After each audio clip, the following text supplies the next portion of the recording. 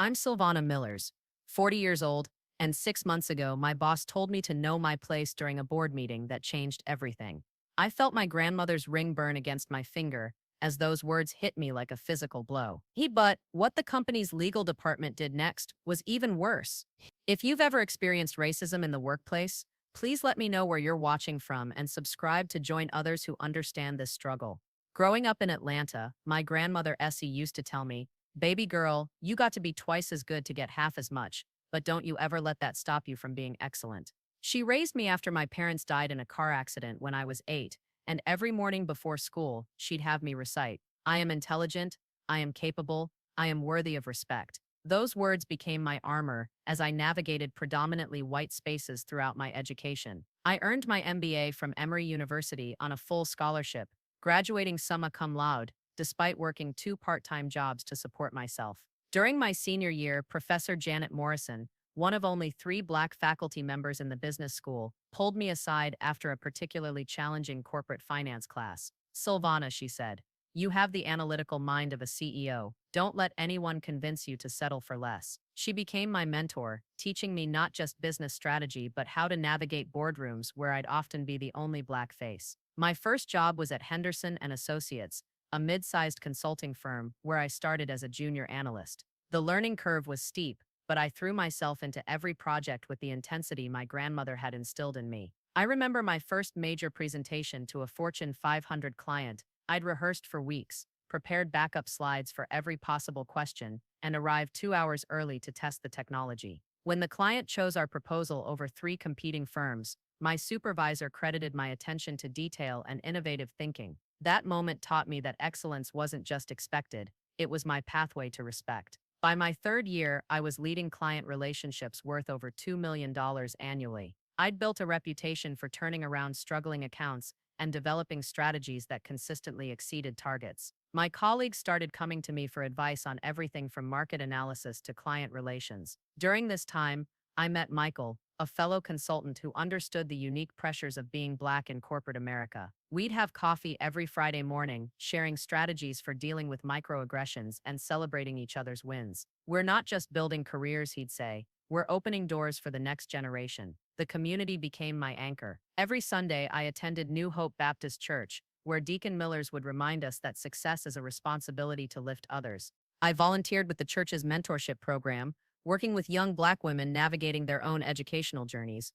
My cousin Tanya, a teacher in East Atlanta, would call me her corporate warrior, and we'd laugh about family reunions, where relatives expected me to explain the stock market between helpings of Aunt Ruby's mac and cheese.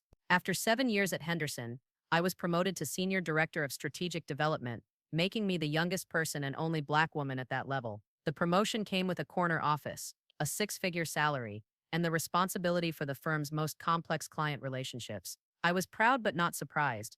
I'd earned every bit of recognition through late nights, innovative solutions, and results that spoke for themselves. My success allowed me to buy my grandmother a new house in her old neighborhood, complete with the wraparound porch she'd always dreamed of. "Look at my baby girl," she'd tell anyone who'd listen, breaking down barriers and building bridges. I established a scholarship fund at my high school for students pursuing business degrees and spoke regularly at career fairs in underserved communities. Success wasn't just personal achievement, it was a platform for community empowerment. By 2023, I was confident in my abilities and secure in my position. I had a team of 12 analysts and associates, managed client relationships worth $15 million annually, and had just been selected for the firm's leadership development program. My supervisor, Regional Vice President Tom Bradley, frequently praised my strategic vision and exceptional client management skills in company-wide meetings. I felt unstoppable. The cultural pride ran deep in everything I did. My office displayed a beautiful painting by a local Black artist depicting 3 generations of women,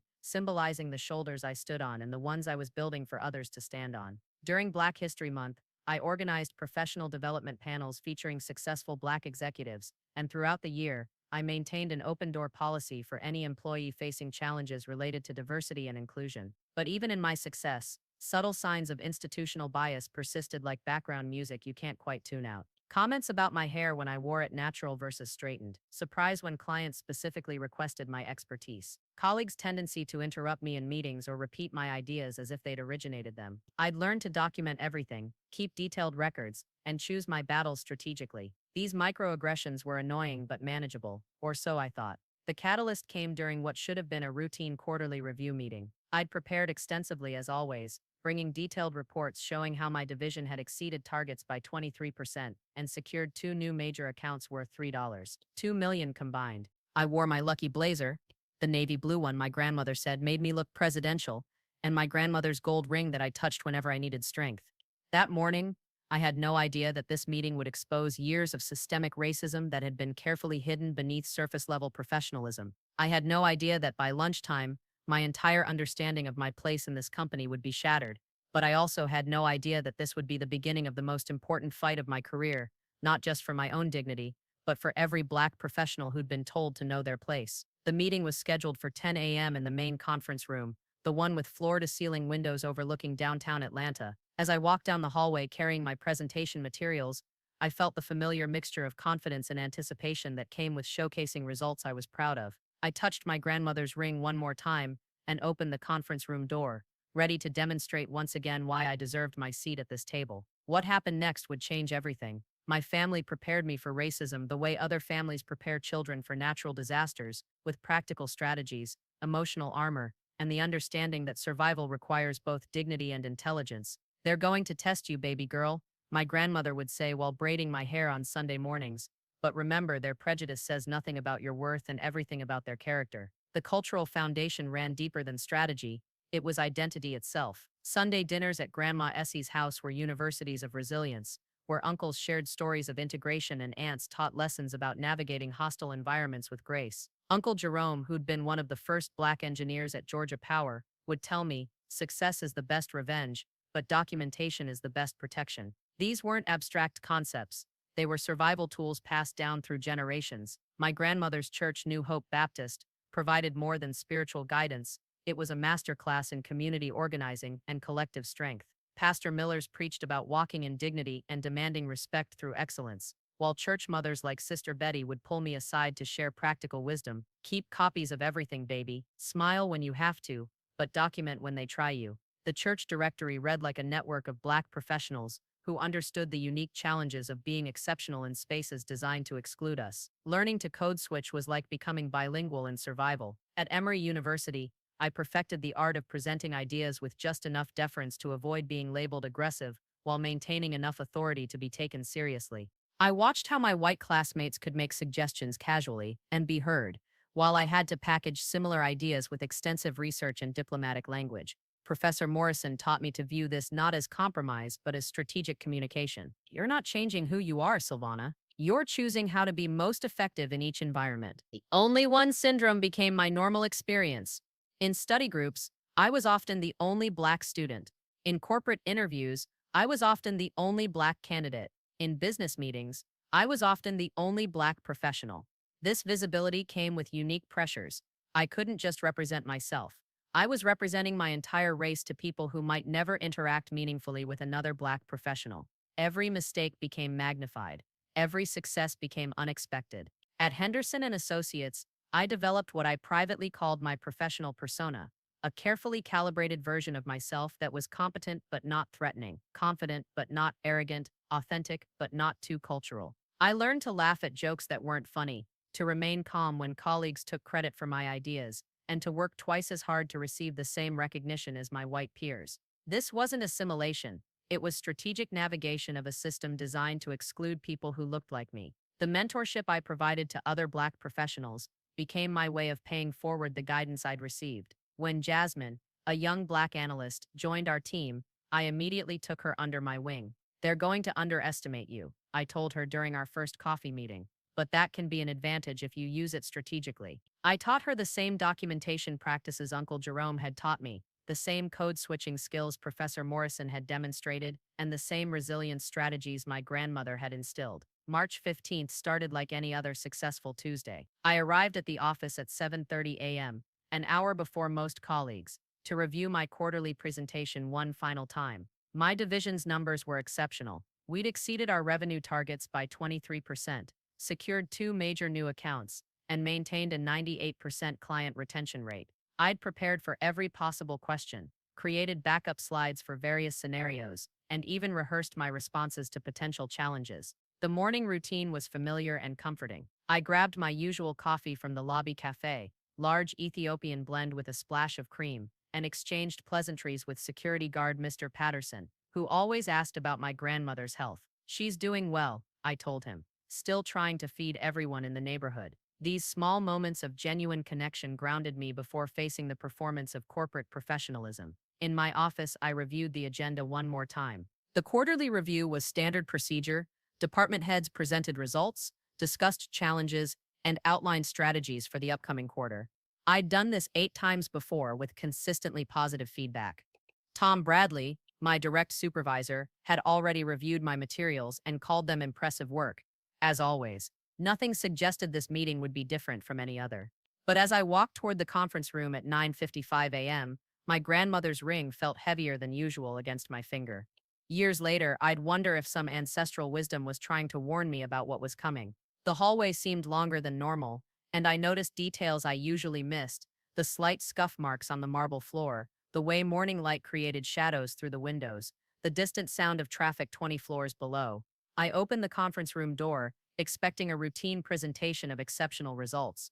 Instead, I walked into a room that would expose years of carefully hidden racism and change the trajectory of my entire career. The room held 5 people in addition to myself: Tom Bradley, my direct supervisor, Regional VP Sarah Chen, SVP Mark Henderson, the founder's son HR Director Patricia Walsh, and Chief Financial Officer Robert Steinberg. The energy felt different immediately.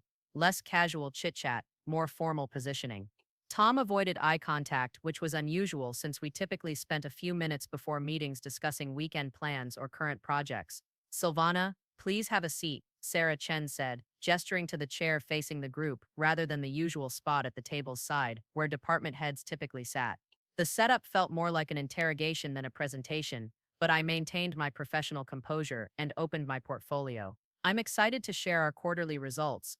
I began pulling up my first slide showing the 23% revenue increase. As you can see, we've significantly exceeded. Actually, Silvana, Mark Henderson interrupted. We want to discuss some concerns that have been brought to our attention before we review any numbers. The words hung in the air like smoke, and I felt my grandmother's ring against my finger. Concerns? I asked, maintaining steady eye contact. I wasn't aware of any concerns. Our client feedback has been overwhelmingly positive, and our retention rate, this isn't about client metrics.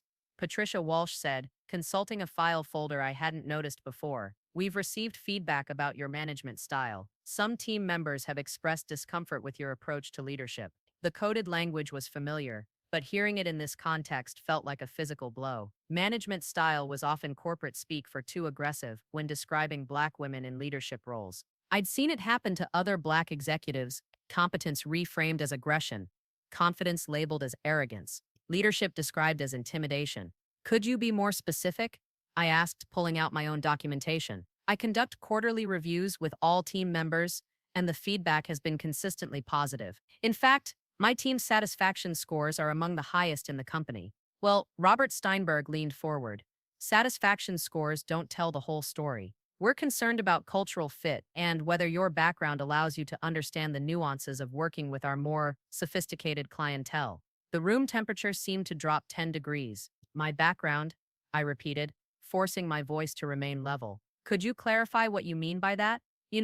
Mark Henderson gestured vaguely. Your approach to client relationships. Some clients have mentioned feeling, well, that you don't quite understand their expectations. This was a lie, and I had documentation to prove it. Every client interaction was recorded in detailed reports, and client satisfaction surveys consistently rated my performance as exceptional. But I recognized the game. They were building a narrative to justify predetermined conclusions. I have client feedback forms that directly contradict that statement, I said, reaching for my portfolio. In fact, just last week, the Hamilton Group specifically requested that I lead their acquisition strategy project because Silvana, Sarah Chen's voice, carried a tone I'd never heard before. We're not questioning your technical competence, but leadership requires more than just analytical skills. It requires understanding your place in the organization, and how your intensity affects team dynamics. There it was, the phrase that would echo in my mind for months, knowing your place. The conference room suddenly felt smaller, the air thicker, and every ancestor who'd faced similar degradation seemed to press against my consciousness. This wasn't about performance or leadership style or client relationships. This was about a Black woman who'd risen too high,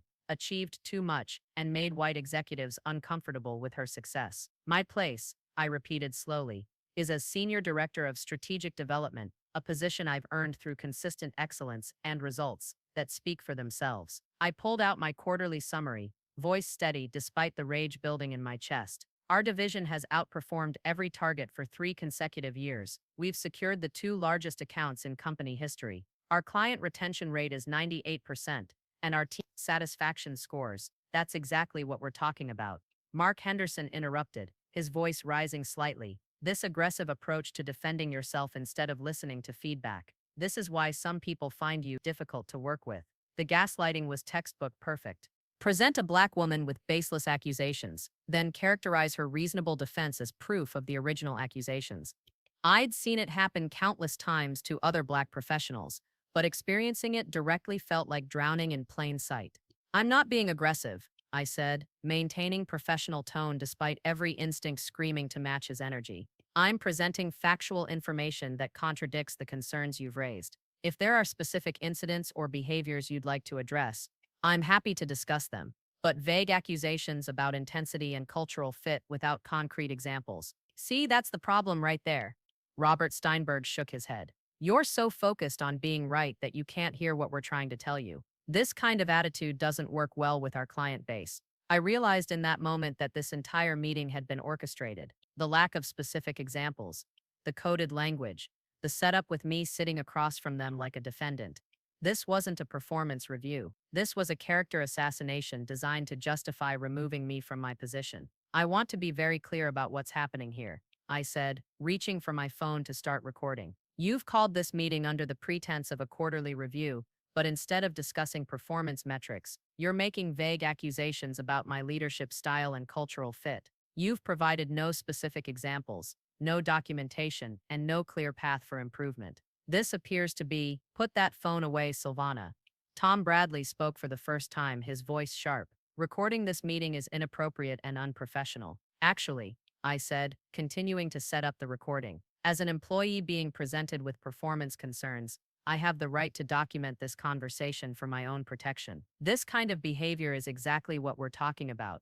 Sarah Chen said, standing up, you're being defensive and confrontational instead of receptive to feedback. The irony was suffocating. They were accusing me of the very behaviors they were demonstrating: defensiveness, confrontation, unprofessionalism. But because I was Black and they were white, because I was being questioned and they were in authority, the same behaviors read differently. I need specific examples of these concerns. I said firmly, phone now recording. Dates, incidents, client complaints. If my performance is deficient, I deserve to know exactly how so I can address the issues. Your performance isn't the problem, Silvana, Mark Henderson said, his words careful and measured. It's your attitude, your inability to understand your place in this organization and work collaboratively with people who've been here longer and understand our culture better. And there it was, the phrase that would become the catalyst for everything that followed: know your place. Not spoken directly, but unmistakably clear. A Black woman who'd achieved too much, climbed too high, earned too much respect. A Black woman who needed to be reminded that excellence has its limits when it threatens white comfort. I felt my grandmother's ring warm against my finger and heard her voice in my memory. They're going to test you, baby girl, but remember, their prejudice says nothing about your worth. In that moment, sitting in that conference room facing 5 white executives trying to tear down 7 years of exceptional performance with coded racism, I made a decision that would change everything. I was going to fight back. The recording captured everything. Every coded phrase, every moment of gaslighting, every attempt to reframe my competence as a character flaw. As I left that conference room, my hands were shaking not from fear but from rage, the kind of righteous anger that comes from watching a system reveal its true nature after years of careful pretense. I drove straight to my grandmother's house, needing the grounding that only her wisdom could provide. She took one look at my face and started making tea without asking questions. Tell me what happened, baby girl, she said, settling into her favorite chair with the patience of someone who'd lived through decades of fighting similar battles. As I recounted the meeting, playing portions of the recording, I watched my grandmother's expression shift from concern to familiar determination. She'd seen this before, maybe not in corporate boardrooms, but in schools, hospitals, government offices, and every other institution where Black excellence threatened white comfort. They tried to use their code words, she said when I finished, but you caught them with their mouths wide open. That recording is going to be their downfall. She reached over and touched my hand. Your granddaddy would be proud. You stood up for yourself with dignity, and now you're going to stand up for everyone else they've done this to. That evening, I called my mentor, Professor Morrison, now serving as Dean of Students at Emory. This isn't just about you, Silvana, she said after hearing the recording. This is about every Black woman they've pushed out before you and everyone they'll target after you if this behavior isn't challenged. She connected me with Michael Thompson, a civil rights attorney who specialized in workplace discrimination cases. Michael listened to the recording twice before speaking. This is exactly the kind of subtle racism that's hardest to prosecute but easiest to defend against when it's documented this clearly, he said. They thought they could use coded language to avoid legal consequences, but they created a perfect case study in modern workplace discrimination. The next morning, I returned to work with a strategy. I would continue performing at the highest level while documenting every interaction, every meeting, every email that showed patterns of discriminatory treatment. I would build an airtight case that demonstrated not just this incident, but the systemic nature of racism at Henderson and Associates. E. But first, I had to report the incident through proper channels. The meeting with HR Director Patricia Walsh was scheduled for 2 p.m. that Thursday. I arrived with printed transcripts of the recording, detailed notes from the conference room meeting, and copies of my performance evaluations from the past 3 years. Patricia's office felt different now, less like a resource for employees and more like a shield for the company. Silvana, I understand you have some concerns about Tuesday's meeting. Patricia began, her tone carefully neutral. I want you to know that we take all employee feedback seriously, and this isn't feedback. I interrupted, placing the transcript on her desk. This is documentation of discriminatory treatment based on my race. I'm filing a formal complaint of racial discrimination and requesting a full investigation into the conduct of Mark Henderson, Sarah Chen, Robert Steinberg, and Tom Bradley. Patricia's facade of concern cracked slightly. That's a very serious accusation, Silvana. Are you sure you're not perhaps misinterpreting what was intended as constructive feedback? The gaslighting continued, but now I was prepared for it. I have a recording of the entire meeting, I said, pulling out my phone. Would you like me to play the section where Mark Henderson tells me I need to understand my place in the organization? Recording a meeting without consent creates complications, Patricia said, not answering my question. We'll need to review whether that recording is even admissible in any investigation. Georgia is a one-party consent state, I replied, having researched this thoroughly. I had every legal right to record a conversation I was participating in, especially when I felt I was being subjected to discriminatory treatment. Patricia spent the next hour trying to convince me that I'd misunderstood the intentions of the executives, that their concerns were legitimate, and that filing a discrimination complaint would be damaging to everyone involved. She suggested mediation, sensitivity training, and improved communication strategies. Everything except acknowledging that discrimination had occurred. Let me be clear, I said as the meeting concluded. I'm not interested in mediation with people who told me to know my place. I'm not interested in sensitivity training for executives who used coded language to question my cultural fit. I want a full investigation, and I want accountability for discriminatory behavior. Patricia's response was predictable. We'll review your complaint and get back to you within 2 weeks with our initial findings. 2 weeks later, I received a letter that was a masterpiece of corporate gaslighting. The investigation had found no evidence of discriminatory intent and concluded that the meeting represented legitimate performance feedback delivered in a way that may have been misunderstood. The executives involved had been counseled on communication best practices, and the matter was considered closed. The letter recommended that I participate in a leadership development program to address the concerns raised about my management style. It suggested that I work with an executive coach to develop better collaboration skills and cultural sensitivity. Every sentence was designed to make me question my own perception while absolving the company of any wrongdoing. But the most telling part came in the final paragraph. Moving forward, we expect all employees to focus on productive collaboration and avoid behaviors that could be seen as confrontational or divisive. Translation: stay quiet. Accept your diminished role and don't cause any more trouble. I called Michael Thompson immediately. This response is exactly what we expected, he said. They've now created a paper trail showing that they dismissed a legitimate discrimination complaint without proper investigation. This actually strengthens our case. That night, I sat in my grandmother's kitchen feeling the weight of decision. I could accept their non-response, continue working at Henderson and Associates under a cloud of suspicion and hope things gradually improved. Or I could fight back in a way that would change not just my situation but potentially prevent this from happening to others. What would Granddaddy do? I asked my grandmother. She smiled and pulled out an old photo of my grandfather in his army uniform. Your granddaddy fought in Korea when the military was still segregated. He used to say, sometimes you have to fight the war that chooses you, not the war you would have chosen. This is your war, baby girl. The question is whether you're going to fight it on their terms or your terms. I made my decision that night. I was going to fight back, but I was going to do it strategically, professionally, and with the full weight of law and public opinion behind me. Henderson and Associates had underestimated me once. They wouldn't get the chance to do it again. The next morning, I called Michael Thompson and said the words that would change everything. I want to file a federal discrimination lawsuit, and I want to take this story public. The real battle was about to begin. The retaliation started subtly, the way institutional racism always does, through small changes that create plausible deniability while systematically undermining your position. Within a week of filing my EEOC complaint, I noticed the first signs. My usual invitation to the weekly strategy meeting was accidentally omitted from my calendar. When I mentioned this to Tom Bradley, he apologized profusely and claimed it was an administrative oversight. The Hamilton Group account, which I'd developed and managed for 2 years, was suddenly reassigned for better resource allocation. The Meridian Corporation project, where I'd been lead strategist for 6 months, was transferred to a colleague with half my experience because they felt it needed a fresh perspective. Each reassignment came with corporate speak explanations that sounded reasonable on the surface, but felt like death by 1,000 cuts. My office location became the next target.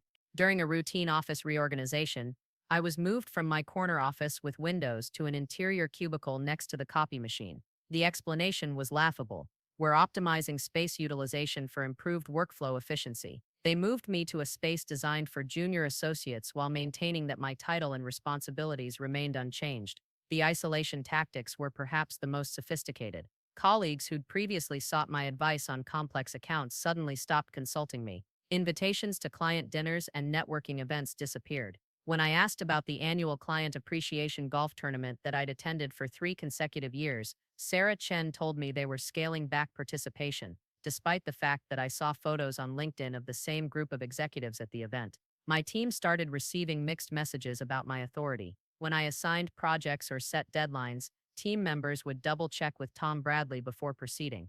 During team meetings, my directives were questioned in ways that had never happened before. Junior associates who'd previously been respectful and responsive became subtly defiant, as if they'd received unofficial permission to challenge my leadership. The most insidious part was how they documented everything to build a case against me. Suddenly, every email exchange was formal rather than conversational. Requests I'd made casually for years were now responded to with phrases like, "Please submit this request through proper channels or we'll need to review this with senior leadership."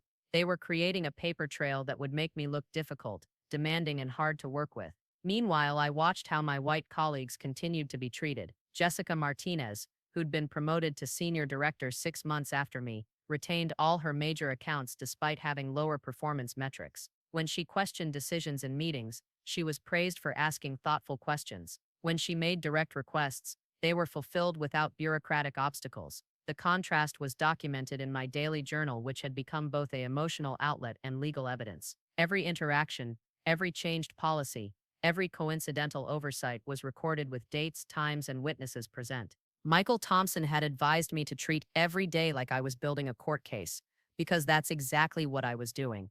The psychological toll was exhausting. I'd wake up each morning and have to armor myself for 8 hours of subtle hostility disguised as professionalism. Code switching became hypervigilance, constantly analyzing tone, word choice, and body language for signs of the next attack. The stress manifested physically: tension headaches, disrupted sleep, and a constant knot in my stomach. But the community support kept me grounded. Every Sunday at New Hope Baptist, church members would ask about my situation and offer prayers, encouragement, and practical advice. Sister Betty, who'd worked as a secretary at a law firm for 30 years, taught me how to document everything in language that would hold up in court. Baby, they've been playing this game for centuries, she said. But now we know the rules too. My cousin Tanya became my weekly therapy session, calling every Friday evening to let me vent about the week's frustrations. You're not just fighting for yourself, she reminded me. You're fighting for every Black woman who comes after you. Don't let them wear you down. Michael Thompson scheduled weekly check-ins to review documentation and prepare for the next phases of legal action. They're doing exactly what we expected, he said during one of our sessions. Retaliation is so common in discrimination cases that it's almost like they're following a playbook.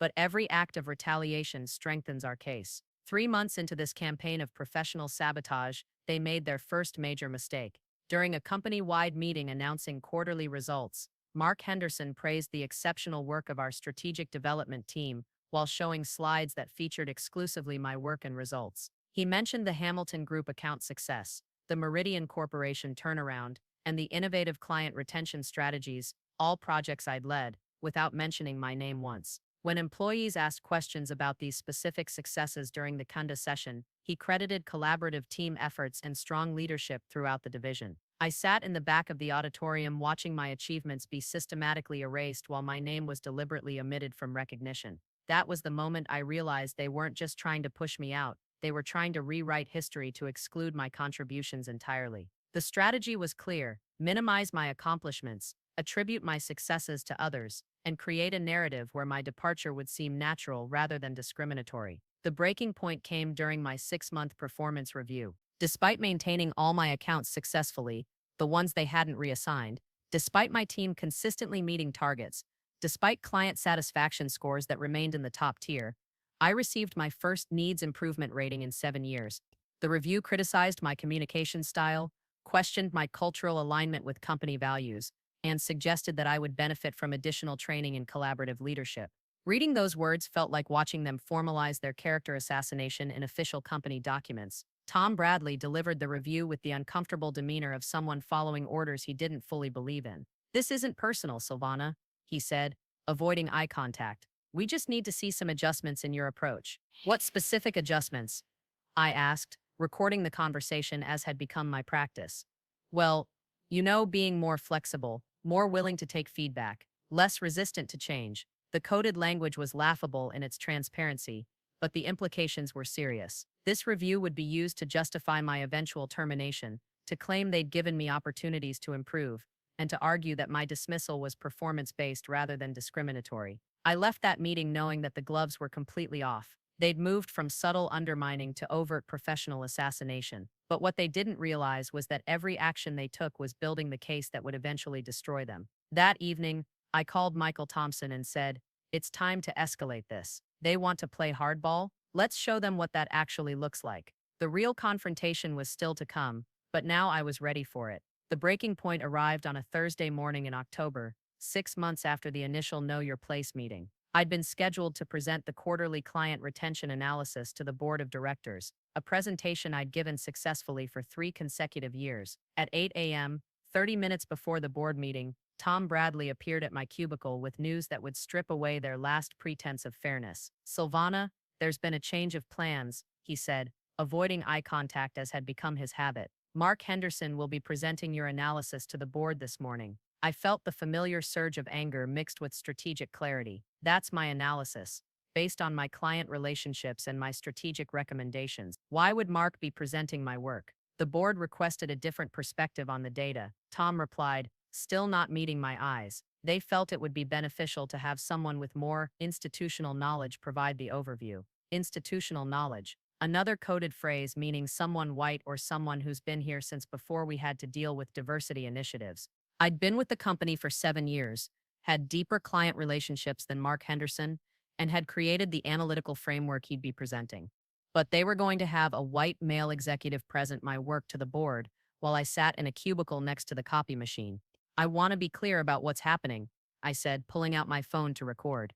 "You're removing me from presenting my own analysis, my own strategic recommendations, based on work I've led for 3 years, so that Mark Henderson can take credit for my expertise. That's not You're mischaracterizing, Tom stammered, clearly uncomfortable with how obvious the discrimination had become. This is just about maximizing the effectiveness of our board presentation. By having someone with less expertise and no direct client contact present work they didn't create. I stood up, my voice carrying enough to be heard by nearby colleagues. Several people were now watching the conversation unfold. Tom, this is my work. These are my client relationships. This is my strategic analysis. Having Mark present it is not just ineffective, it's intellectually dishonest. Lower your voice, Silvana, Tom said, his discomfort turning to irritation. This kind of reaction is exactly why the board requested a different presenter. And there it was. The circular logic of racism. They create a discriminatory situation, then use your reasonable response to that discrimination as justification for the original discriminatory action. I was being excluded from presenting my work, and my objection to that exclusion was being used as evidence that I was unsuitable to present my work. I'm not lowering my voice, I said clearly, now fully aware that this conversation was being witnessed by a dozen colleagues. I'm a senior director being told that I can't present my own analysis to the board because someone else has more institutional knowledge. I want every person in this office to hear exactly what that means. The cubicle area had gone completely quiet. Everyone was listening now, watching a conversation that was stripping away years of polite pretense. Tom looked around nervously, realizing that their carefully orchestrated campaign of subtle discrimination was being exposed in front of the entire staff. This is inappropriate, Silvana, he said, his voice rising to match mine. You're creating a scene and making everyone uncomfortable. I'm making people uncomfortable.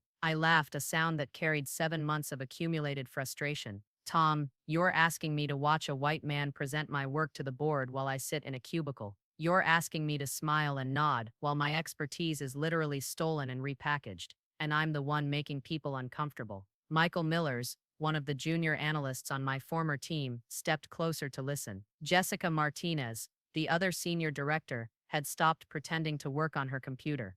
Even Sarah Chen had emerged from her office to see what was happening. The audience was exactly what I needed. Everyone in this office knows that retention analysis is my specialty. I continued, my voice carrying clearly across the cubicle farm. Everyone knows I developed those client relationships personally. Everyone knows Mark Henderson couldn't answer detailed questions about those accounts if his promotion depended on it. But you're going to have him present my work anyway because I let the pause hang in the air, giving Tom a chance to fill in the blank with something other than the obvious truth. Because the board feels more comfortable with his presentation style, Tom finished weakly. His presentation style. I repeated slowly. Not his expertise. Not his knowledge. Not his results. His style. I looked around at the faces watching our conversation. Does anyone want to guess what makes Mark Henderson's presentation style more comfortable for the board than mine? The silence was deafening. Everyone in that office knew exactly what was happening, but watching it unfold so explicitly was clearly shocking to colleagues who'd been willing to ignore more subtle forms of discrimination. You're putting me in an impossible position, Silvana, Tom said, his voice now pleading rather than authoritative. I don't make these decisions. I'm just following directions from senior leadership. Then let's talk to senior leadership, I said, walking toward the elevator. Let's have this conversation with Mark Henderson and Sarah Chen. Let's ask them to explain their decision-making process to everyone who's listening. Tom followed me, clearly panicked about the public nature of this confrontation. This isn't the appropriate venue for this discussion. Actually, this is the perfect venue, I replied, pressing the elevator button. 7 months ago, you all had a private meeting to tell me I needed to know my place. Today, I'm making sure everyone knows exactly what my place is supposed to be according to senior leadership. The elevator doors opened and I stepped inside. Tom reluctantly followed, along with Michael Millers, who'd been brave enough to witness whatever was about to happen upstairs. As we rode to the executive floor, I felt a strange sense of liberation. For 7 months, I'd been fighting a careful, strategic battle. Now, I was about to force them to defend their racism in front of witnesses. Sarah Chen was in her office reviewing Mark Henderson's version of my presentation when we knocked on her door. She looked up with the expression of someone who'd been expecting this confrontation but hoping it wouldn't happen so publicly. Silvana, I understand you have concerns about this morning's agenda change, she began. But I cut her off. I don't have concerns, Sarah. I have questions. Specifically, I want you to explain to Michael here why Mark Henderson is more qualified than I am to present my own client retention analysis to the board. Michael Millers shifted uncomfortably, clearly understanding that he was witnessing something that could define his own future at the company. Sarah looked between him and me, realizing that this conversation was no longer controllable. This is a personnel matter that should be discussed privately, she said. Personnel matters that involve discrimination against Black employees shouldn't be private, I replied. Michael deserves to understand how this company makes decisions about who gets to present their work and who gets erased from their own achievements. Sarah's facade finally cracked. Silvana, your attitude over the past several months has made it clear that you're not ready for board-level presentations. Your confrontational approach and inability to accept feedback. Stop, I said, holding up my hand. Just stop. Michael, I want you to hear this clearly. Sarah is saying that I'm too confrontational to present my own work, but Mark Henderson presenting my work without crediting me isn't confrontational at all. She's saying I can't accept feedback, but they won't provide specific examples of what feedback I've supposedly rejected. I turned back to Sarah. I want you to tell Michael exactly what makes Mark Henderson more qualified than me to discuss client relationships I built, retention strategies I developed, and analysis I conducted. Use specific qualifications, not personality assessments. The silence stretched for nearly 30 seconds. Sarah looked at Tom, who looked at the floor. Michael looked between all of us, clearly understanding that he was watching institutional racism unfold in real time. Finally, Sarah spoke. Mark has been with the company longer and has more experience with board presentations. Mark has been here 2 years longer but has never managed client relationships, I replied immediately. He's given board presentations but never on retention analysis because that's been my specialty for 3 years. So try again. Another silence. Then Tom, clearly desperate to end this confrontation, said the words that would seal their fate. Look, Silvana, the board is more comfortable with Mark's approach. He understands how to communicate with them in a way that's more familiar. More familiar. The euphemism hung in the air like poison gas. Michael Miller's eyes widened as he understood exactly what more familiar meant. Sarah Chen closed her eyes briefly, realizing that Tom had just said explicitly what they'd been trying to communicate through coded language for months. More familiar, I repeated, my voice deadly calm. Michael, what do you think Tom means when he says Mark's approach is more familiar to the board? Michael looked terrified to answer, but the truth was obvious to everyone in the room. I think, he stammered. He means white, I said simply. Tom just told us that the board is more comfortable with white presenters than Black presenters. That Mark's whiteness makes him more familiar than my expertise. The room exploded into damage control mode. Sarah started talking about misunderstandings and mischaracterizations. Tom insisted that wasn't what he meant and tried to reframe his words.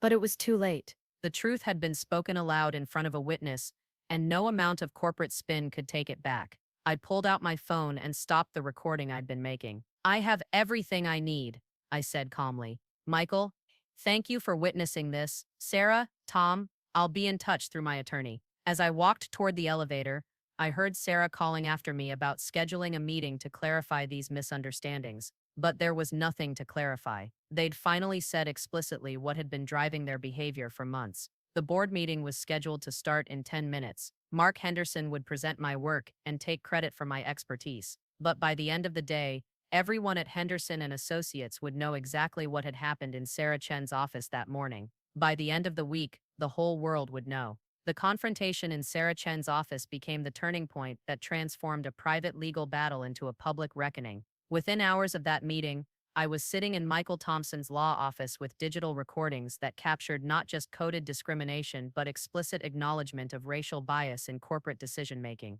This is exactly what we needed, Michael said after listening to Tom Bradley's more familiar comment for the third time. They've moved from plausible deniability to documented admission. Tom just admitted on tape that the board prefers white presenters over Black expertise. The legal strategy crystallized quickly. We would file an expanded federal lawsuit including not just the original discrimination but systematic retaliation and hostile work environment claims. The recordings provided unprecedented documentation of modern workplace racism, the kind that's usually hidden behind closed doors and coded language. But Michael had a bigger vision. Silvana, this case could set precedent for how courts interpret coded racism in professional settings. But only if we can demonstrate the broader pattern of discrimination at Henderson and Associates. We need other voices. That evening, I made one of the most difficult decisions of my career. I called Jasmine Carter, the young Black analyst I'd mentored, and asked if she'd be willing to share her experiences at the company. The conversation was heartbreaking.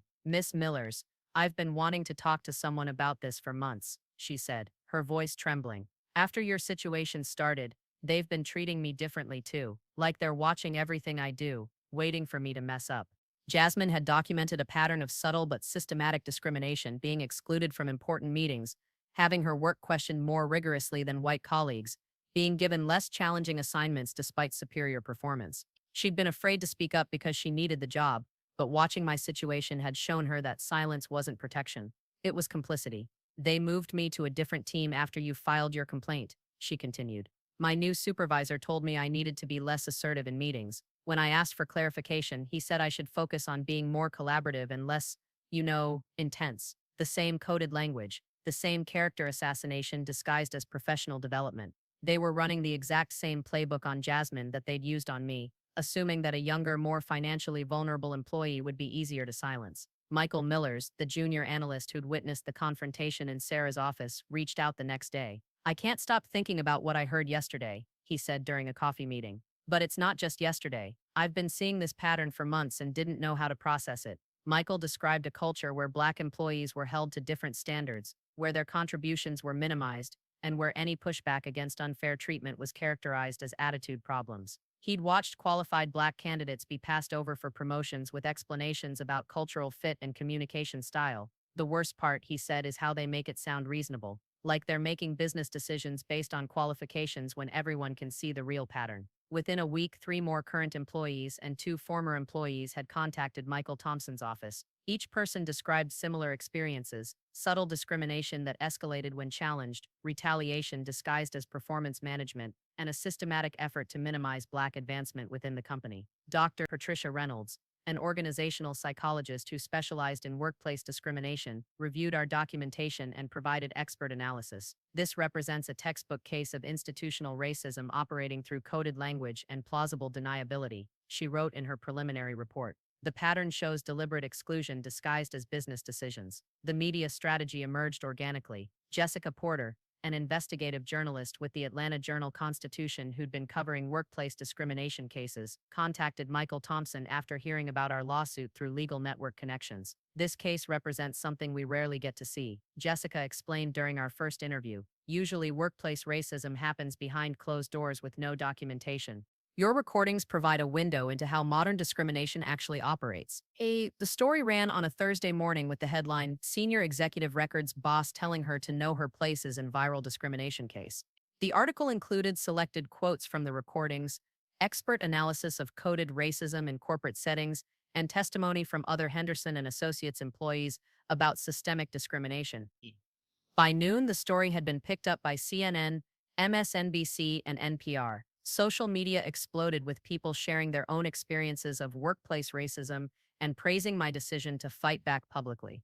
The hashtag #KnowMyPlace began trending, with thousands of people sharing stories of being told to accept diminished roles because of their race. Henderson and Associates' response was predictably tone-deaf. Their initial statement claimed that my recordings were taken out of context and that the company had zero tolerance for discrimination. They insisted that personnel decisions were based solely on qualifications and that any allegations of racial bias were completely unfounded. But the damage was accelerating beyond their control. Current and former Black employees began speaking publicly about their experiences. Clients started asking questions about the company's diversity practices. Professional organizations began reviewing Henderson and Associates' membership status and award nominations. The turning point came when Hamilton Group, our largest client account, issued a public statement requesting clarification of Henderson and Associates' commitment to diversity and inclusion before renewing their $4.2 million annual contract. The statement specifically mentioned concern about leadership practices that may not align with our corporate values. Within 24 hours, 2 other major clients had requested similar clarifications. Henderson and Associates was facing the possibility of losing over $8 million in annual revenue because of their handling of my discrimination complaint. Mark Henderson himself, the founder's son who'd told me to understand my place, was forced to hold a press conference addressing the allegations. Watching him try to explain how know your place could be interpreted as anything other than racial intimidation was both satisfying and pathetic. Ms. Millers is a valued employee who may have misunderstood feedback intended to help her professional development, he said, reading from prepared remarks. Our company has always been committed to diversity and inclusion, and we're reviewing our communication processes to prevent future misunderstandings. The press conference was a disaster. Reporters asked pointed questions about the recordings, the pattern of retaliation, and the experiences of other Black employees. Mark Henderson's answers became increasingly defensive and contradictory, creating additional news cycles about the company's handling of discrimination allegations. But the real victory came 3 days later when I received a call from Michael Thompson that changed everything. Silvana, you need to sit down for this, he said, his voice barely containing excitement. Henderson and Associates just called. They want to discuss a settlement. The number they proposed was significant, not just for the financial compensation, but for what it represented. They were offering to settle for an amount that acknowledged systematic discrimination, not just an isolated incident. More importantly, they were proposing policy changes that would affect every Black employee at the company. They're also offering a public apology, Michael continued, an agreement to implement comprehensive diversity training and oversight. They want to settle because this is destroying their business. But that destruction is exactly what makes the settlement meaningful. That night, I sat in my grandmother's kitchen, processing the magnitude of what had happened. 7 months ago, I'd been told to know my place in a conference room designed to intimidate and silence me. Today, I was in a position to define not just my place, but the place of every Black professional who came after me. You did it, baby girl, my grandmother said, touching the ring she'd given me that I still wore every day. You fought back with dignity, intelligence, and courage. Your granddaddy would be so proud. But even as we celebrated this victory, I knew the real work was just beginning. Winning the settlement was important, but lasting change would require ongoing vigilance and commitment from everyone who understood that workplace discrimination wasn't just my problem, it was everyone's problem. The final confrontation was yet to come, but for the first time in months, I felt like we were fighting from a position of strength rather than defense. The settlement negotiations took place in a downtown Atlanta conference room that felt like neutral territory after months of hostile corporate environments. Henderson and Associates arrived with a team of 5 attorneys, clearly expecting a lengthy battle. We arrived with Michael Thompson, Dr. Patricia Reynolds, and a thick folder of evidence that had grown beyond our original documentation. The financial terms were substantial, $2, $3 million in compensation, which acknowledged not just the discrimination I'd experienced, but the systematic pattern that had affected multiple employees. But the non-monetary terms were what would create lasting change. We're requiring comprehensive bias training for all leadership personnel, Michael explained, conducted by an independent organization with expertise in identifying subtle forms of workplace discrimination. Not a one-day workshop, but a 6-month program with measurable outcomes. The policy changes were extensive. Henderson and Associates would implement anonymous reporting systems for discrimination complaints, create diversity metrics tied to executive compensation, and establish an independent review board including community representatives to oversee discrimination investigations. Additionally, I said, speaking directly to Mark Henderson across the conference table, I want a public acknowledgement that discrimination occurred, not a generic statement about misunderstandings or improved communication.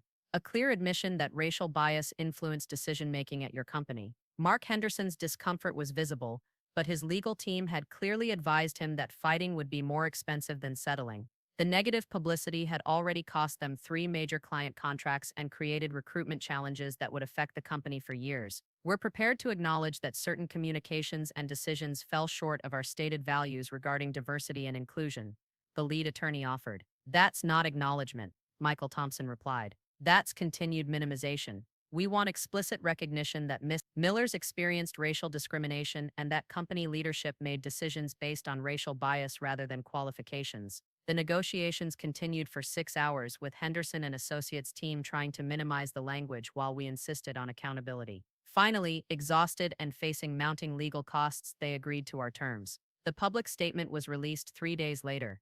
Henderson and Associates acknowledges that Senior Director Silvana Millers experienced racial discrimination in her workplace, including comments and decisions that were influenced by racial bias rather than professional qualifications. We recognize that our initial response to Ms. Miller's concerns was inadequate and contributed to a hostile work environment. We are committed to implementing comprehensive changes to ensure that no employee faces similar discrimination in the future. Reading those words in the Atlanta Journal-Constitution felt like watching justice emerge from months of corporate gaslighting. They'd finally admitted what everyone had known from the beginning, that my treatment had been based on race, not performance. The immediate aftermath was overwhelming. Interview requests from national media outlets, speaking invitations from professional organizations, and messages of support from hundreds of people who'd followed the case. But the most meaningful response came from the Black professional community. "You didn't just win your case," said Dr. Angela Davis, president of the National Association of Black Business Professionals,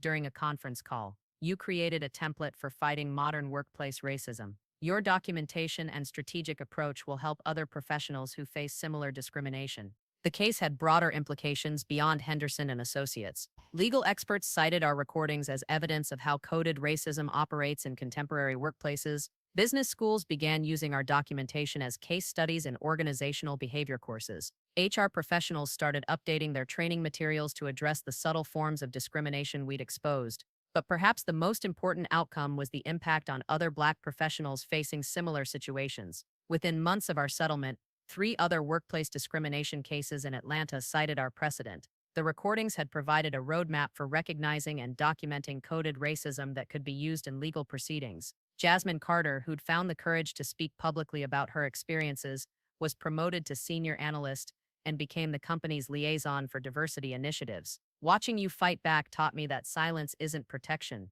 she told me. "It's just delayed accountability." Michael Millers left Henderson and Associates 6 months later to join a firm with stronger diversity commitments. "After witnessing what happened to you, I couldn't pretend that staying silent was ethical," he explained. "Some things are more important than job security." The changes at Henderson and Associates were monitored by an independent oversight committee for 2 years. The bias training was conducted by Dr. Reynolds' team and resulted in measurable improvements in employee satisfaction surveys among people of color. The anonymous reporting system uncovered additional instances of subtle discrimination that were addressed through the new policies. Most importantly, the company's recruitment and promotion practices showed significant improvement. The percentage of Black professionals in leadership roles increased from 8% to 23% over the following 3 years, and exit interviews showed decreased reports of discriminatory treatment. The personal healing took longer than the legal victory. Months of psychological warfare had created trauma that couldn't be resolved through settlement agreements. I worked with a therapist who specialized in workplace discrimination recovery, learning to process the hypervigilance and emotional exhaustion that came from fighting institutional racism. "You experienced a form of racial trauma that's rarely acknowledged," Dr. Michelle Jackson explained during one of our sessions. "Constant exposure to coded discrimination creates psychological stress similar to other forms of systematic oppression. Healing requires both personal work and systemic change." The community support remained constant throughout the recovery process. New Hope Baptist Church organized a celebration dinner that felt like a family reunion. Uncle Jerome, who'd taught me about documentation and survival, gave a speech about how my victory honored ancestors who'd fought similar battles without the legal protections I'd been able to access. "Every generation has to fight this fight in their own way," he said. "Your generation had tools we didn't have: recording devices, social media, employment lawyers who understand subtle racism. You used those tools with courage and intelligence, and you won not just for yourself, but for all of us." My grandmother, now 78 and still the wisest person I knew, put the victory in perspective during one of our Sunday afternoon conversations. "Baby girl, winning this fight was important, but the real work is making sure it doesn't have to be fought again. Change happens when people with power decide that discrimination is too expensive to continue." She was right. The settlement with Henderson and Associates wasn't just about financial compensation. It was about making racism economically unsustainable. When discrimination costs companies millions of dollars in settlements, legal fees, and lost business, corporate behavior changes faster than hearts and minds. 6 months after the settlement, I made the decision to leave Henderson and Associates and start my own consulting firm. The severance package provided financial security for the transition, and the public attention from the case generated immediate client interest. Miller's Strategic Solutions launched with 3 major clients and a mission to help organizations identify and address subtle forms of workplace discrimination before they escalated into legal challenges. The irony wasn't lost on me. I was now being paid to prevent other companies from making the same mistakes Henderson and Associates had made. The work was fulfilling in ways that corporate consulting had never been. Instead of maximizing profits for organizations that might discriminate against their own employees, I was helping create workplace cultures where people like Jasmine Carter and Michael Millers could thrive without having to choose between authenticity and advancement. But the real satisfaction came from the ongoing impact of speaking out. Every few months, I'd receive messages from professionals who'd used our case as inspiration to fight their own discrimination battles. Legal aid organizations requested copies of our documentation to help other clients build stronger cases. Business schools invited me to speak about recognizing institutional racism in professional settings. Your courage to fight back publicly changed the conversation, wrote one message from a young Black woman attorney in Chicago. Watching you refuse to accept coded discrimination taught me that I deserved better than what I was tolerating. I filed my own EEOC complaint last month, and your case provided the roadmap for documentation and strategy. These messages reminded me that individual justice contributes to systemic change. By refusing to accept discrimination silently, by documenting everything strategically, and by fighting back publicly, we'd created precedent that extended far beyond my personal situation. The victory at Henderson and Associates was complete, but the larger battle against workplace discrimination continued. The next phase would be about empowerment, education, and ensuring that future generations of Black professionals would face fewer barriers and have better tools for fighting the obstacles that remained. The community celebration at New Hope Baptist Church felt like a homecoming that validated not just my personal victory but the collective struggle of everyone who'd supported the fight. Pastor Millers opened the evening with a prayer that acknowledged the ancestors who'd faced similar battles without the legal protections and community support that had made my victory possible. We gather tonight not just to celebrate Sister Silvana's triumph, he said, but to recognize that her courage to stand up for justice has opened doors for others and reminded us all that dignity is not negotiable. The fellowship hall was packed with faces that represented my entire support network: family members who'd provided emotional grounding, church members who'd offered prayers and practical wisdom, colleagues who'd risked their own positions to provide testimony, and community leaders who understood that workplace discrimination was everyone's problem. Sister Betty, who taught me documentation strategies from her own experience fighting workplace racism in the 1980s, presented me with a framed quote from Maya Angelou: "A woman's place is wherever she chooses to stand." The irony of receiving this after being told to know my place brought tears to my eyes. My cousin Tanya spoke about the broader implications of the victory for young Black women entering professional careers. "Silvana didn't just win a lawsuit," she said. "She showed us that we don't have to accept coded racism as the price of professional success. She proved that fighting back strategically can create change that extends far beyond individual circumstances." Michael Thompson attended the celebration and spoke about the legal precedent our case had established. "This case will be cited in employment discrimination law for decades," he said. "The recordings provided evidence of how modern racism operates through coded language, and the settlement terms created a model for comprehensive institutional change." Dr. Patricia Reynolds, whose expert analysis had been crucial to our legal strategy, explained the psychological significance of public victory over subtle discrimination. "For too long, Black professionals have been gaslit into questioning their own perceptions of racism," she said. "Silvana's case validated those perceptions and showed that fighting back against coded discrimination is not only possible but necessary." But the most meaningful moment came when my grandmother stood to address the gathering. At 78, she still commanded attention when she spoke, and the room fell silent as she approached the microphone. "50 years ago, I couldn't eat at downtown lunch counters," she began, her voice strong and clear. Oh, 40 years ago, I couldn't work in most corporate offices. It's 30 years ago, I couldn't live in certain neighborhoods. Today, my granddaughter not only works in a corporate office, but fought back when they tried to diminish her and won millions of dollars for standing up for her dignity." She paused, looking directly at me. "But baby girl, this victory belongs to all of us. Every ancestor who refused to accept no.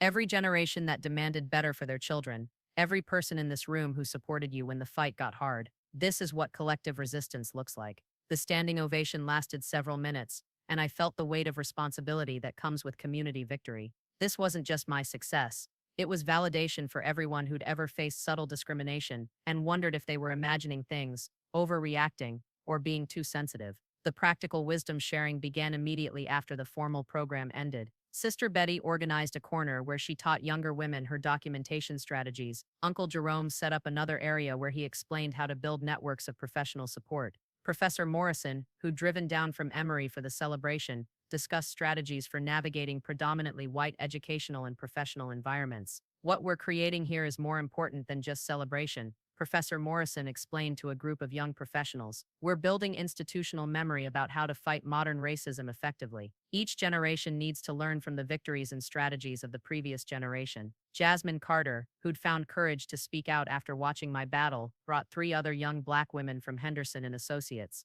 Miss Millers showed us that staying silent doesn't protect us, she told the group.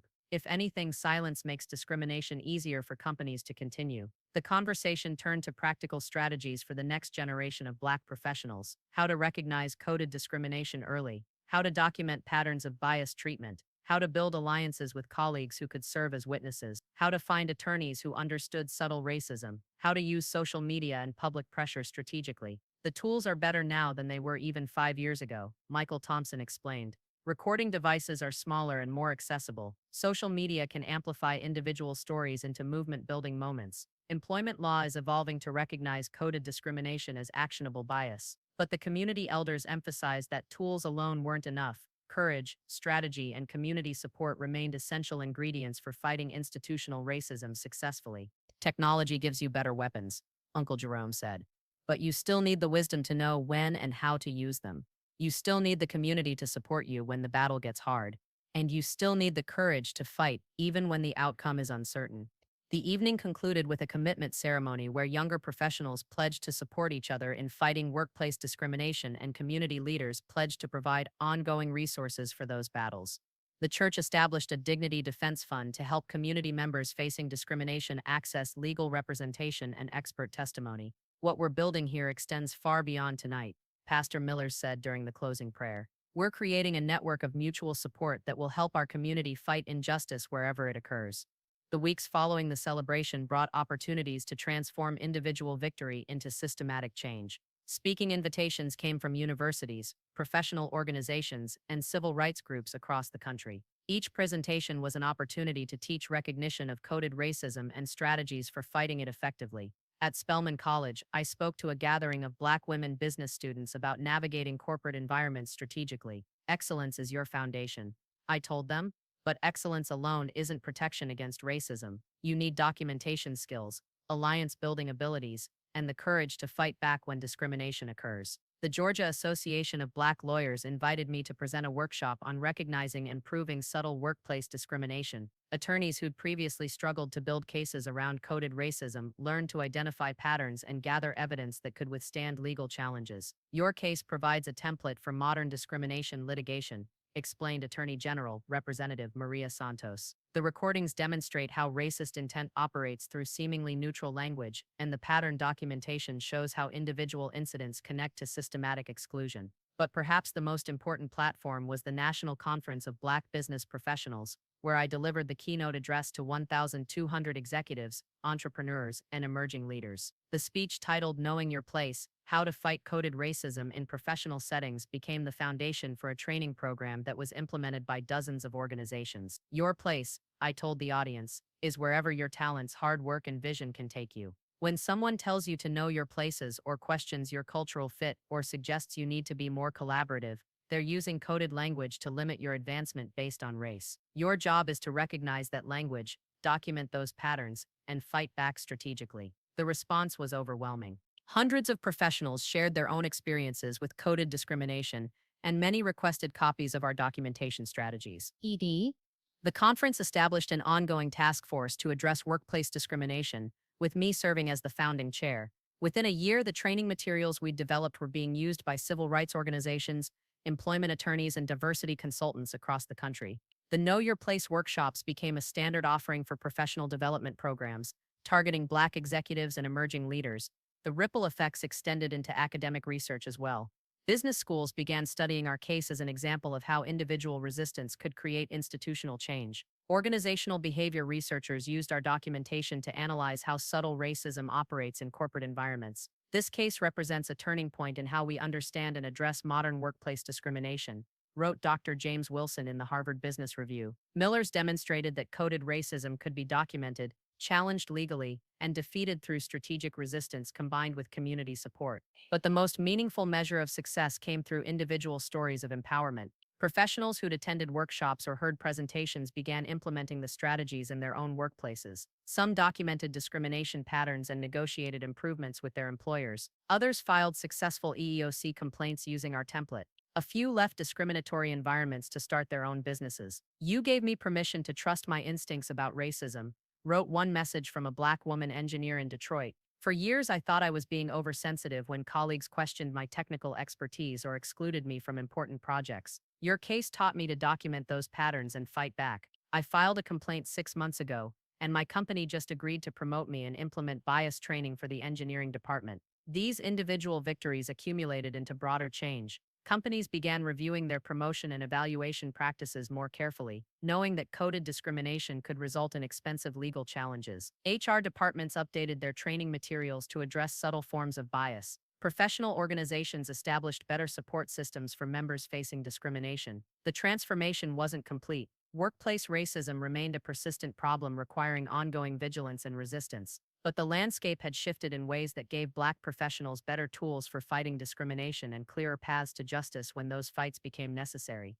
3 years after the settlement with Henderson and Associates, I was invited to speak at their annual diversity conference, an ironic full circle moment that demonstrated how completely the power dynamics had changed. The company that had once told me to know my place was now paying me to teach them about recognizing and preventing workplace discrimination. The invitation felt like vindication, but accepting it felt like opportunity. If my former colleagues could learn to recognize their own biases and create genuinely inclusive environments, that would be a more meaningful victory than any financial settlement. Standing in the same conference room where I'd been told to know my place, addressing the same executives who'd tried to diminish my achievements, I felt the profound satisfaction that comes from transforming trauma into triumph.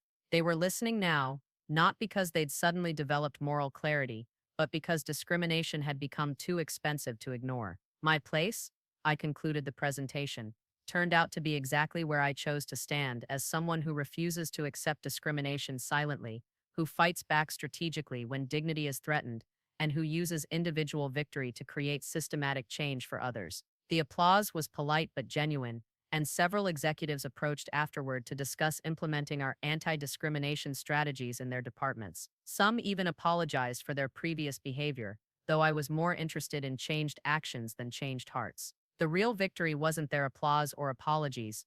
It was the knowledge that Black professionals entering Henderson and Associates now had protections, support systems, and precedents that hadn't existed before. Future discrimination would be harder to implement and more expensive to defend, which meant it was less likely to occur. That evening, driving home through Atlanta traffic, I called my grandmother to tell her about the day. At 81, she remained my most trusted advisor and keenest observer of social change. "How did it feel, baby girl, standing in that same room where they tried to break you down?" "It felt like justice, Grandma. Not perfect justice, but real change. They can't do to the next Silvana Millers what they tried to do to me. That's all any of us can hope for," she replied. "To leave the world a little more just than we found it, to make the path a little clearer for the ones coming behind us." As I hung up the phone, I realized that my place had never been the problem. The problem had been a system designed to limit where Black professionals could stand, what we could achieve, and how we could respond when those limitations were imposed.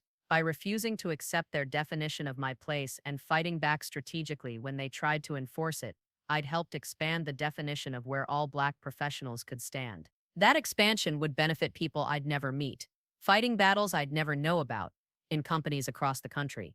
My place, it turned out, was wherever I chose to make it, and that choice was now easier for others to make because of the stand we'd taken together. The transformation from victim to advocate felt as natural as breathing, rooted in the same community values that had sustained me through the darkest moments of fighting Henderson and Associates. Speaking to Black professionals about workplace discrimination wasn't just sharing my story. It was continuing the tradition of collective resistance that had carried our community through centuries of systematic exclusion. "Recognition is your first line of defense," I explained during a workshop at Clark Atlanta University, addressing a room full of MBA students preparing to enter corporate America. "Coded racism operates through seemingly neutral language designed to make you question your own perceptions. When someone talks about cultural fit or communication styles without providing specific examples, when they praise your work but question your approach, when they suggest you need to be more collaborative after you've advocated for yourself, Those are patterns, not individual incidents. The students took notes frantically, understanding that they were receiving survival tools for navigating environments where their excellence would be simultaneously expected and resented. These weren't just academic concepts, they were practical strategies for maintaining dignity while building careers in institutions designed to exclude them. Documentation saves careers and changes companies. I continued, sharing the specific techniques that had made our legal case unbeatable. Voice recordings if you're in a one-party consent state, detailed email follow-ups after every conversation, written requests for feedback when criticism is vague, calendar tracking of inclusion and exclusion from meetings. These practices feel burdensome until you need them, then they become your salvation. A young woman in the front row raised her hand. But doesn't constant documentation change how you interact with colleagues? Doesn't it make relationships more difficult? The question struck at the heart of a painful reality for Black professionals. The relationships were already difficult. I replied. Documentation doesn't create the hostility. It reveals hostility that was already there. The choice isn't between authentic relationships and strategic documentation. The choice is between protecting yourself and remaining vulnerable to discrimination that's already happening. During the break, several students approached with specific scenarios they'd already encountered during internships and entry-level positions. Comments about their hair, surprise at their analytical abilities, suggestions that they'd benefit from being less intense in group discussions. The patterns were depressingly familiar, but their ability to recognize coded discrimination at the beginning of their careers offered hope for faster, more effective responses. The key is responding immediately rather than hoping things will improve. I advised one student who'd been told her presentation style needed adjustment despite receiving praise for her content. Document the feedback, request specific examples, and ask for measurable criteria for improvement. Force them to be explicit about what they actually want you to change. The community empowerment extended beyond professional workshops into direct mentorship relationships. Miller's Strategic Solutions established a pro bono program, providing consultation services to Black professionals facing workplace discrimination who couldn't afford legal representation. The program connected individuals with employment attorneys, helped them document patterns of biased treatment, and provided expert testimony for EEOC complaints. Strategic resistance requires community support, became our program motto. Too many Black professionals tried to fight discrimination alone, exhausting themselves against systems designed to isolate and overwhelm individual challengers. Our network provided emotional support, practical guidance, and collective strength for battles that were easier to win together. Jasmine Carter, who'd been promoted to senior director at Henderson and Associates after speaking out during my case, became one of our most effective program coordinators. I learned from watching Miss Millers that silence doesn't protect us, she told new program participants. It just makes discrimination easier for companies to continue. When we support each other in fighting back, we create change that benefits everyone. The monthly support group meetings at New Hope Baptist Church became a safe space for processing the emotional toll of fighting workplace racism while developing strategies for systematic resistance. Participants shared documentation techniques, celebrated legal victories, and provided encouragement during difficult battles. What we're building here is more than just individual support, explained Dr. Patricia Reynolds, who provided group facilitation services. We're creating collective expertise about how modern racism operates and how to fight it effectively. Each person's experience adds to the community's knowledge base. The success stories accumulated steadily. A software engineer who'd been excluded from leadership opportunities documented the pattern and negotiated a promotion to team lead. A marketing director facing constant micromanagement after filing a harassment complaint used our documentation strategies to prove retaliation and secure a settlement. A finance analyst struggling with coded feedback about her communication style requested specific metrics and exposed the subjective bias in her evaluations. But perhaps the most important transformation was cultural. Black professionals who'd been trained to accept subtle discrimination as the price of success began recognizing those experiences as actionable violations of their dignity. The shift from individual endurance to collective resistance created momentum for broader institutional change.